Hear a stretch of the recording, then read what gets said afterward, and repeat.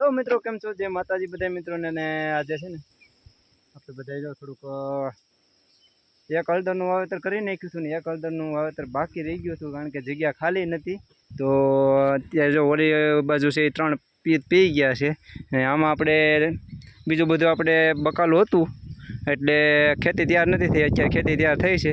તો અત્યારે આપણે જો આ રીતની ભાઈ હળદર હોય, આ મધર ગેઠું કહેવાય અને માતૃ ગેઠ, બરાબર. તો જો આમાં સુધી આવી રીતનું અંકુરણ થઈ જાય. આમ તો થોડુંક લેટ થઈ ગયું, આમ લેટ ન ગણે, પણ ચોથા મહિનાથી છઠ્ઠા મહિના સુધી વાવેતર કરી શકાય. તો અત્યારે આપણે હજી 2-3 પાળા થાય એમ છે. તો અત્યારે આપણે ગયા વખતે આ વાવેતર અલગ છે ને આ વાવેતર અલગ છે. આ છે આપણે 24ની જાળીએ વાવેતર કરેલું છે, ને આ છે 30ની જાળીના પાળા નાખ્યા. અને આમાં ઝીગઝાગ છે, ઓલામાં સિંગલ લાઈન છે.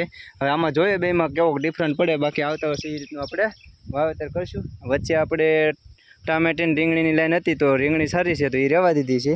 ને એની સાથે આપણે મિક્સમાં જે ટમેટી ઓલી કરી એમાં આપણે વલસાડી રતાળું જે તમને વાત કરી હતી એ સોફાન થઈ ગયું છે. જો આ તમને કોતળા બતાવી દો, જો એના કોતળા છે.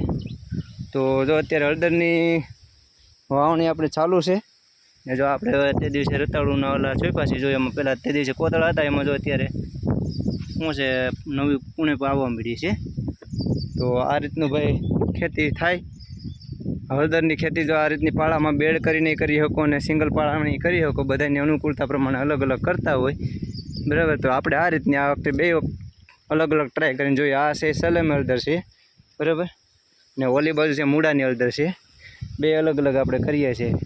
તો ભાઈ જો આ રીતની ભાઈ હળદરની ખેતી કરતા હોય, નવા હોય એના માટે. બાકી જૂના તો અમારા કરતા અનુભવી છે, એને ક્યાં કહેવાનું છે. આવી રીતની અમે ખેતી કરીએ. તમારે એરિયામાં કોઈ હળદરની ખેતી કરતા હોય તો જરી કોમેન્ટ કરીને કહેજો કેવી રીતની હળદરની ખેતી કરે. અને બાકી વિડીયો સારો લાગ્યો હોય લાઈક કરી બીજા ખેડૂત મિત્રોને શેર કરી દેજો.